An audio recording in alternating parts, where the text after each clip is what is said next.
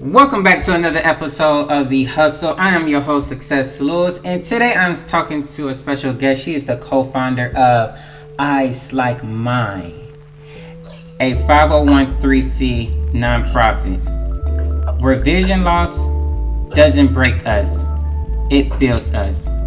Please welcome Krystle Allen onto the show. Hi, Krystle. Hi, Success. Thank you for having me today. And thank you for inviting me to your platform. I really enjoyed myself. Oh, I'm glad that you could be a part of our peer support group. Everybody else enjoy what you have to share as well. Yes, I definitely appreciate it. Just tell me, how have your 2021 been going? Well, my 2021 has been moving forward. I can definitely see that. A lot of work to do, but it's been all good things. And I'm looking forward to what the remainder of the year will hold. Talk about them good things. Well, currently, well, first of all, happy International Women's Day to all of the women listening, as March 8th represents International Women's Day, and the entire month of March is Women's History Month. So I'm so glad to be here with Success on today, because this can be considered an observance of International Women's Day, because girls do run the world. Okay. And we're so excited at Eyes Like Mine Inc. because we have March 1st began the start of our recruitment for our 5th annual Miss Blind Diva Empowerment Pageant. It's the only pageant for women with vision loss in New Jersey, and it is a division within the Eyes Like Mine Incorporated organization. It's a milestone year for the pageant because it is its 5th year, and we are going to be virtual this year again. This is our 2nd year going virtual, and shout outs to our current title holders. Miss Britt Culp, who is our ultimate title holder of Corpus Christi, Texas. She won the grand prize last year. And Miss Alba Milla of Peru, also Nueva Jersey. And she is our 2020 Miss Independent YouTube Challenge winner. So shout out to both of these wonderful ladies who have committed themselves to a year with their title to empower other women in the blindness and vision impaired community to just live their bestest lives.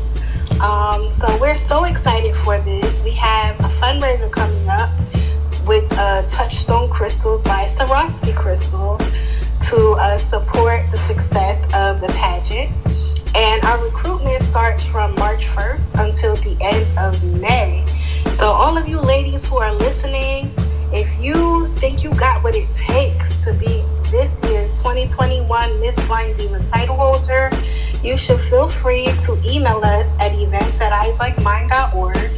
And you can also follow us on Facebook at the title holders fan pages, which is Miss Blind Diva 2020 and Miss Independent MBD 2020 on Facebook. So we're really looking forward to this platform. It breaks down a lot of misconceptions about what women really feel pageants are, because when you hear the word pageant, immediately people think about it being a beauty pageant or things being cutthroat. But this pageant, unique to others, it is an empowerment platform.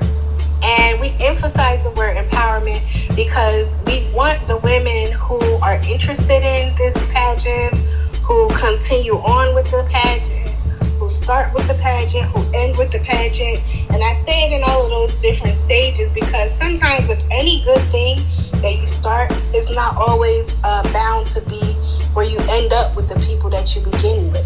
You know, it's kind of like a domino effect, or kind of like a survival of the fittest, so to speak. And there are a series of seminars that the women who apply to be a part of our pageant, they get involved in. And then we have the finale day where we show up and show out. And this year, our finale will be on October 2nd, 2020. The day after my birthday. Oh, really? Yep. Okay, so that's a good thing. Libras in the house. All right. Um, so I hope that, maybe you can follow us along our journey with our recruitment from now until October, because we have some exciting things that we introduce all of our women to, from wonderful networking opportunities, prizes along the way, to just unforgettable sisterhood that is built through the progress of the whole experience with the pageant. And last year, our pageant title holder, she won a crystal plaque named after the current sitting council president, Miss Mildred Crump, who was the first African American Braille teacher in New Jersey. And she also taught Stevie Wonder Braille.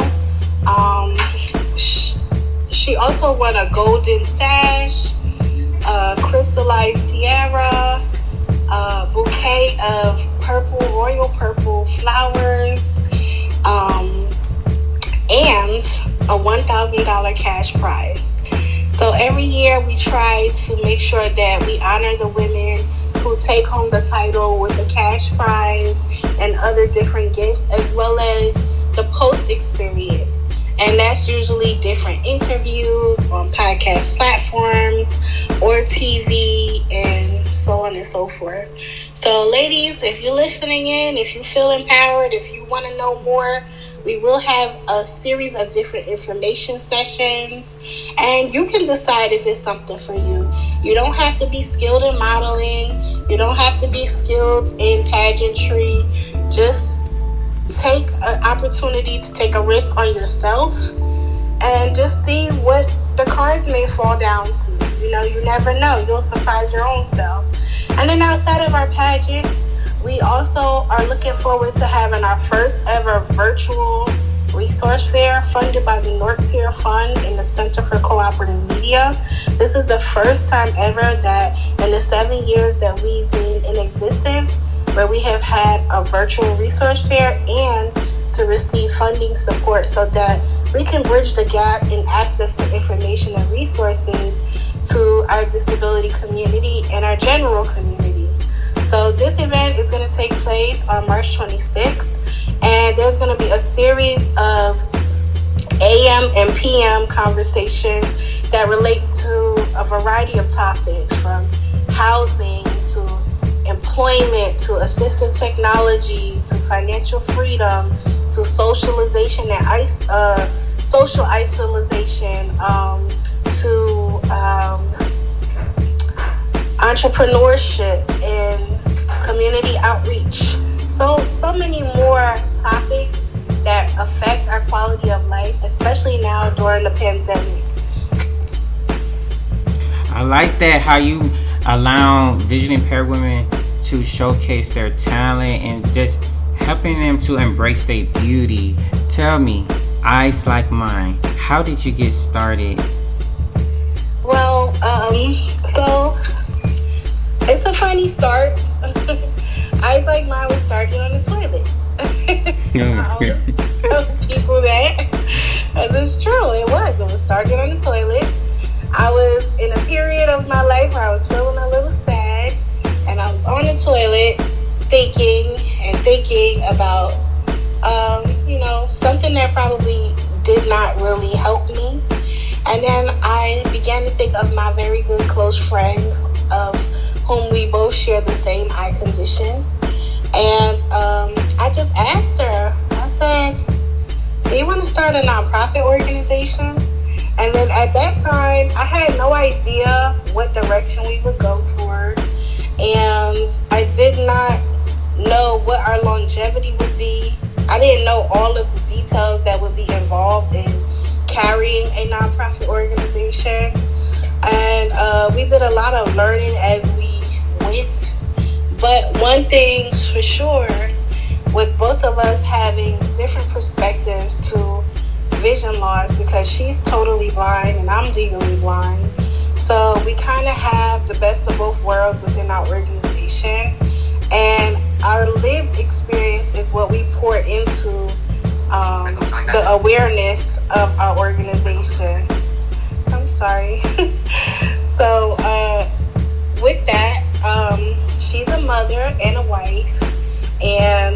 ambitious and an entrepreneur and into my professional spheres.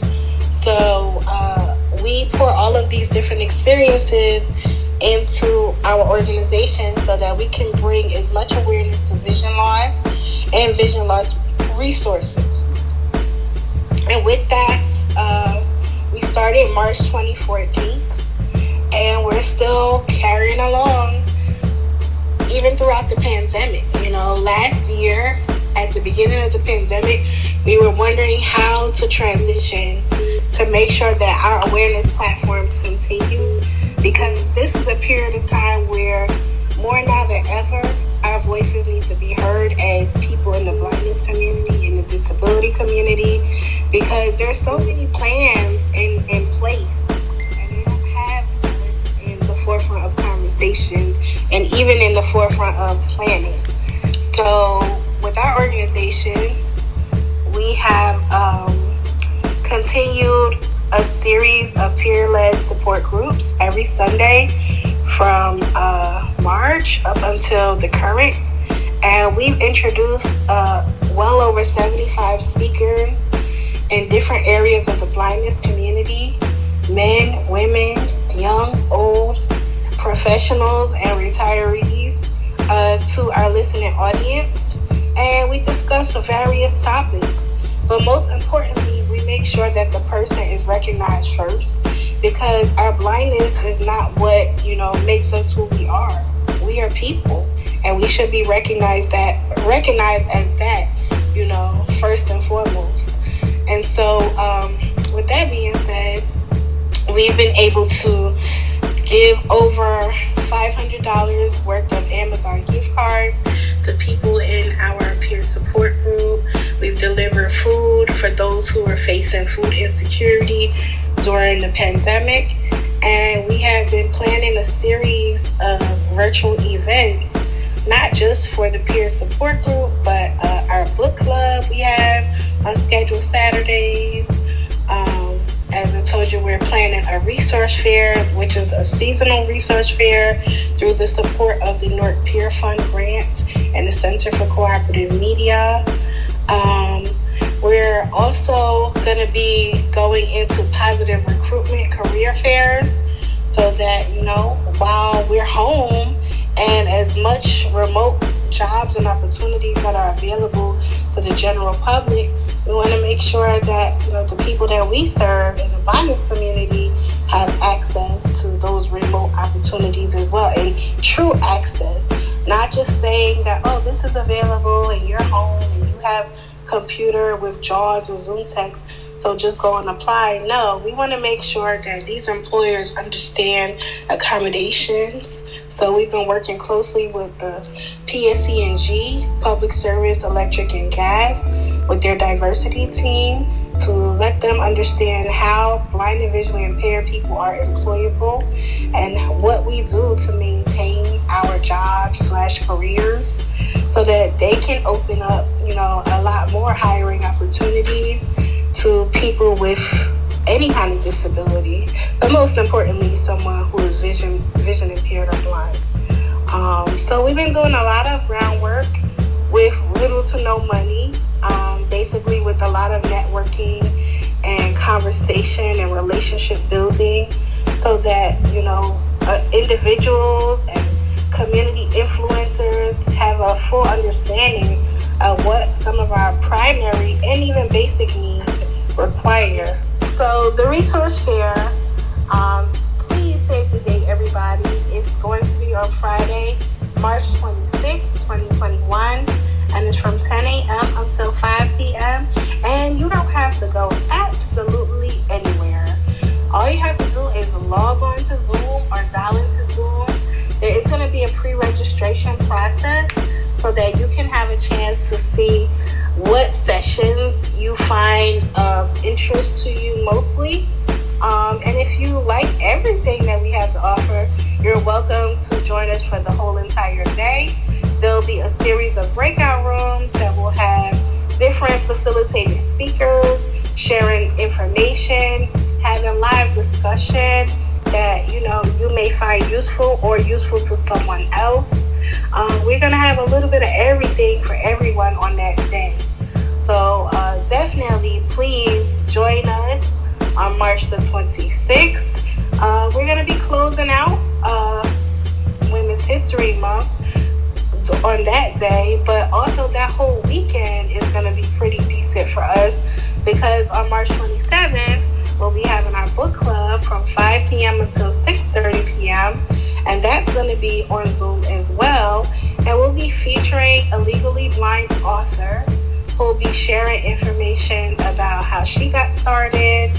She'll also be speaking about her book. And her name is Juliet Braddock out of New York. So we're really looking forward to hearing from her. And then on the following day, which is Sunday, we'll be closing out the month of March with our peer support group. And we'll have a series of different influential women. As I mentioned, it is Women's History Month during the whole entire month of March. And it's just another opportunity for more women to share their stories and to network with one another. Now, I don't want it to appear as if we're only about women-centered issues, because we are inclusive of men. We have an opportunity for men to share the platform and to step up to the plate and let their voices be heard, because, all of us are living here together. We're not just existing, we're living. And we need to hear the perspectives of males as well as females. So men, do not fret. We want you here on our platform at Eyes Like Mine Inc. as well. Absolutely. When I was on your call, like the meeting, probably like last month, I remember y'all mentioned y'all had internships. You can volunteer. How does that work? Okay, well, yes, we do have internship opportunities, and actually we currently have 2 visually impaired students who are in high school. I don't know, let me rewind. We actually have 4 visually impaired students who are interning with us, and they come from a couple of different programs. One is called the EDGE program, which would normally be an in-person program for high school and early college students who are blind and visually impaired, who are in pursuit of a career. And interning with Eyes Like Mine through the EDGE program is an opportunity for these students to have actual work experience that they can apply to their resume. So should they have further pursuits in any type of career aspect, they'll be able to have work experience to refer to on their resume. And that's an opportunity for employers to see where their skills are strong or weak at, and an opportunity to move forward as well in whatever endeavors that they may have.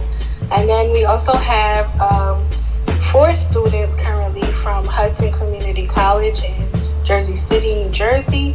And these students, all of them combined, the way many of our interns have the opportunity to be a part of Eyes Like Mine Inc. is through, we have an application process that can be filled out online and emailed back to events@eyeslikeMine.org. And then we do set up interview time so that those individuals can become familiar with Eyes Like Mine. We can become familiar with them, and to learn if it's definitely a good fit. But all around the board, a lot of our work is about awareness, advocacy, human and social services. So if there are any people who feel that, community development, advocacy, human and social services is a direction that they're looking toward, then by all means, we do welcome individuals to submit a form. And then within about a few days, 72 hours, we do get back to the applicant so that we can schedule interview time. And it's an orientation process upon being selected so that, we're not just throwing you in there with the wolves. You have some type of foundation to refer to on how we internally function. And there's also opportunity to become a self-starter and, create programs within our program so that those who follow behind the intern will be able to gain a unique experience within our organization. So we're a small organization, but because of this virtual connection through this pandemic, we've been able to expand in so many ways to connect with more and more people all over. I mean, just alone, our peer support group, we've been able to connect with people as far as Russia and Nigeria and Jamaica and different areas within the U.S. About topics that affect our lives. So if anyone wants to intern with us, if anyone wants to volunteer with us, you really only just need an internet connection, interest to help us push forward with our mission. And if you don't know what our mission is to share awareness about the abilities and potential of individuals with vision loss through community service initiatives, comprehensive empowerment workshops, and innovative social change awareness events. And we do have a website, which is www.eyeslikeMine.org. I do want to give a shout out because the second time I was on the call, Dougie Fresh gave a shout out to Ice Like Mine. So shout out to you, Dougie Fresh. And also I seen that Ruben Stutter also gave a shout out. Oh yes we did. So for the last day of January, which was January 31st, we had a brief appearance of Dougie Fresh, who he did a little beatbox for us, and he did shout out some encouraging words to our peer support group attendees, just to let people know that, this year we're going to have renewed vision in spite of our vision loss, for great success and opportunity. And for Ruben Stutter, he gave a little serenade to the ladies for Galentine's Day, as we did have a Galentine's Day event, which was hosted by our Miss Blind Diva 2020, Britt Cope. And he just sang one of his original songs, Make You Feel Beautiful, and shouted out the women who was a part of the virtual event. So it was really cool. I was really excited for that. And we have so much more to look forward to for the remainder of 2021. Did your degree help you with your nonprofit? I won't necessarily say that. I feel like a lot of my experience has, because I've worked in the nonprofit sector for over 8 years in other capacities. And those nonprofits that I worked with, they weren't necessarily related to disability development or blindness awareness or anything like that. It was just general community development and human and social services. And then I also taught in the school district for about 5 or 6 years. So it was a lot of my work experience that led me to it. Plus, I've been doing community service since I was 14 years old.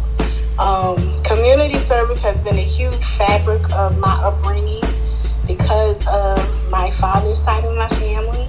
They're very heavily involved in our city politics and community development and, grassroots. So it's something that I've been all too familiar with for so long. And I think since I was a little girl, I used to always say, I want my own group. I used to say that. My little friends, I used to get them all together and act like I'm the president of something. I didn't know what it was then because I was a little girl. And so as I became older, and it's like I had a vision kind of instilled inside of me for what I wanted to do with my nonprofit. I mean, yeah, we've been working for about 7 years, but I feel like we're still just at the beginning,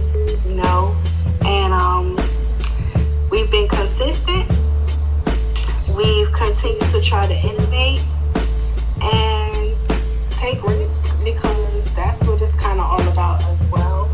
You can't always go by tradition nowadays with certain business pursuits or organizational pursuits.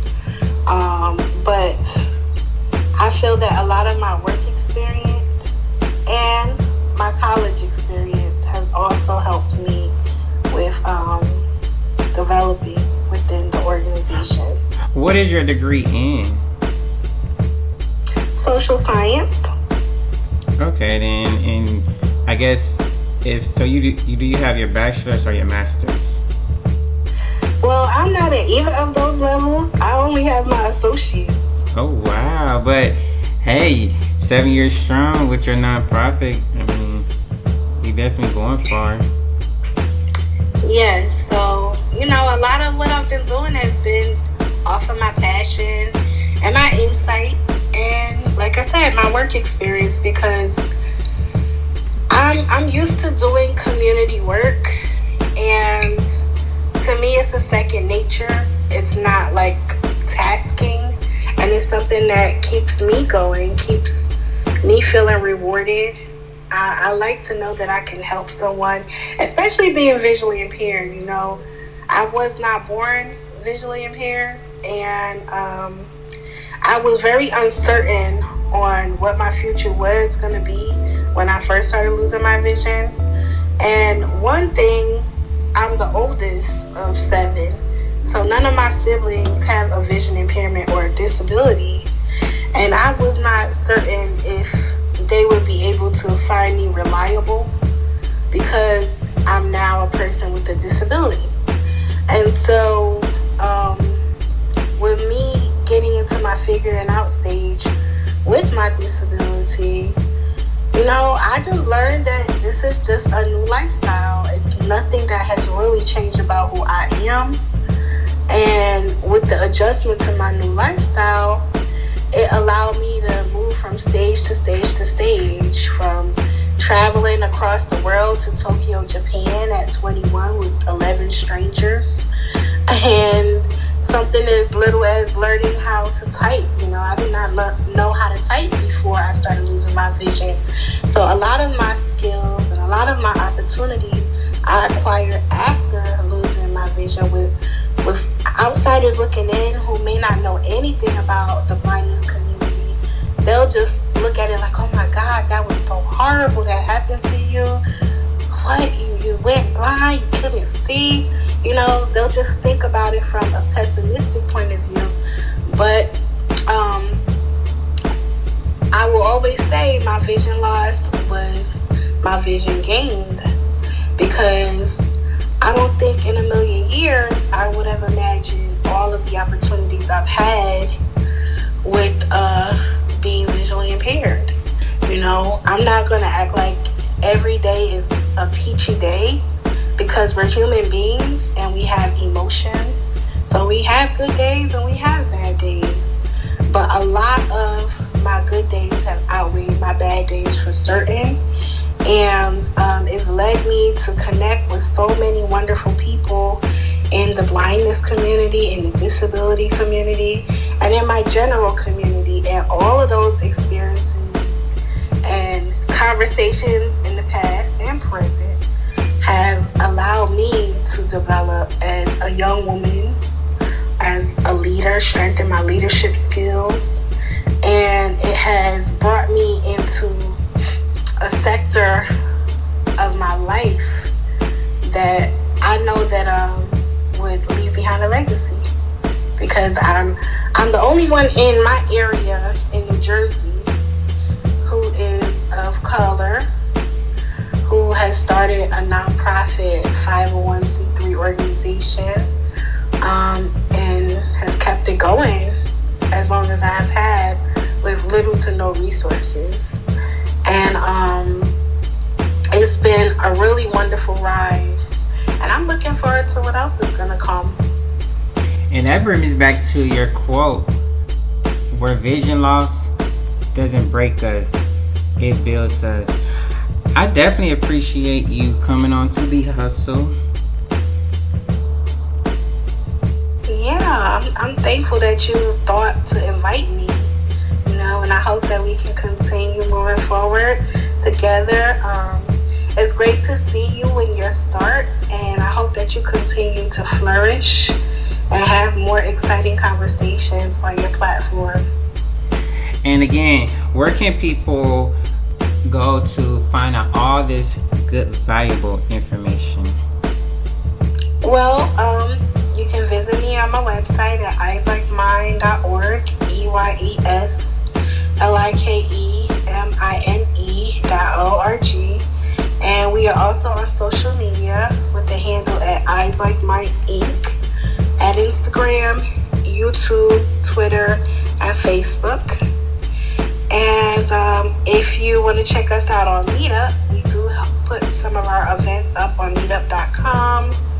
And if you're interested in volunteering with us, there's a website called volunteermatch.org where we're associated with that, as well as handshake.com. And if you just want to send us a direct email, you can email us at events, EVENTS, at eyeslikemine.org. I am your host, Success Lewis, and you are listening to The Hustle.